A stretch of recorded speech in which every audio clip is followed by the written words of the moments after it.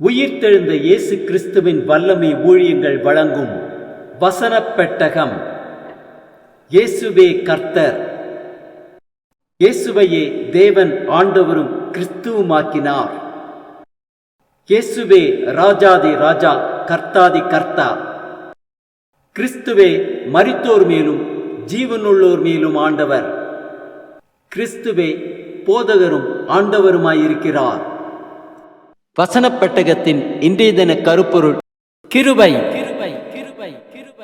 உமது கிருபையிலே களிகூர்ந்து மகிழுவேன்.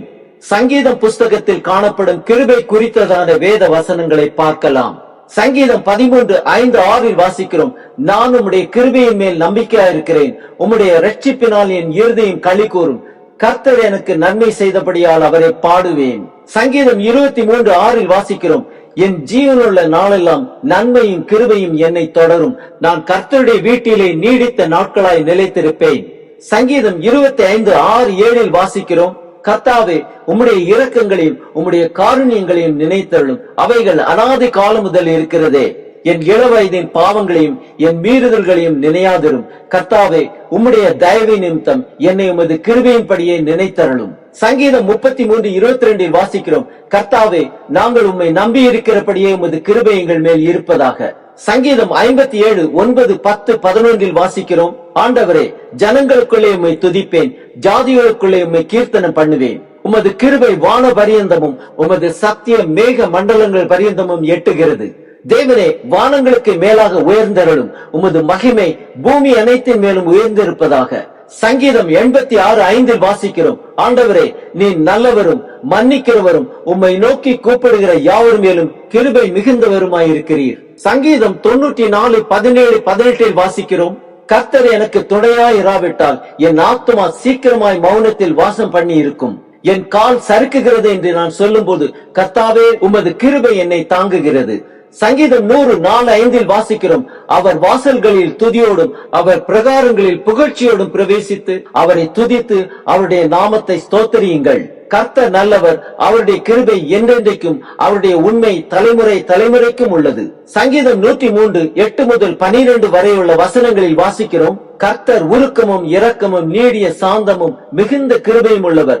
அவர் எப்பொழுதும் கடிந்து கொள்ளார், என்றைக்கும் கோபம் கொண்டிரார். அவர் நம்முடைய பாவங்களுக்கு தக்கதாக நமக்கு செய்யாமலும் நம்முடைய அக்கிரமங்களுக்கு தக்கதாக நமக்கு சரி கட்டாமலும் இருக்கிறார். பூமிக்கு வானம் எவ்வளவு உயரமாய் இருக்கிறதோ அவருக்கு பயப்படுகிறவர்கள் மேல் அவருடைய கிருபை அவ்வளவு பெரிதாயிருக்கிறது. மேற்குக்கும் கிழக்குக்கும் எவ்வளவு தூரமோ அவ்வளவு தூரமாய் அவர் நம்முடைய பாவங்களை நம்மை விட்டு விலக்கினார். சங்கீதம் 109:26-27 வாசிக்கிறோம். என் தேவனாகிய கர்த்தாவே, எனக்கு சகாயம் பண்ணும், உமது கிருபையின்படி என்னை இரட்சியும்.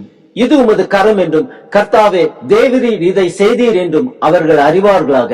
சங்கீதம் 130:7 வாசிக்கிறோம். இஸ்ரவேல் கர்த்தரை நம்பி இருப்பதாக. கர்த்தரிடத்தில் கிருபையும் அவரிடத்தில் திரளான மீட்பும் உண்டு. சங்கீதம் 136:1 வாசிக்கிறோம். கர்த்தரை துதியுங்கள், அவர் நல்லவர், அவர் கிருபை என்றும் உள்ளது.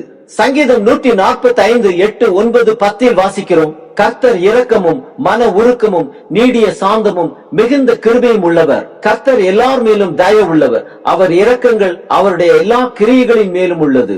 கர்த்தாவே, உம்முடைய கிரியைகள் எல்லாம் உம்மை துதிக்கும். உம்முடைய பரிசுத்தவான்கள் உம்மை ஸ்தோத்திரிப்பார்கள். சங்கீதம் 147:10-11 வாசிக்கிறோம். அவர் குதிரையின் பலத்தில் விருப்பமாயிறார், வீரனுடைய கால்களில் பிரியப்படார். தமக்கு பயந்து தமது கிருபைக்கு காத்திருக்கிறவர்கள் மேல் கர்த்தர் பிரியமாயிருக்கிறார். ஆம், நம் கால்கள் சறுக்குகிறது என்று நாம் சொல்லும் பொழுது கர்த்தருடைய கிருபைதான் நம்மை தாங்குகிறது. ஆதலால் நம் ஜீவனுள்ள நாளெல்லாம் அவரை பாடி கீர்த்தனம் பண்ணுவோம்.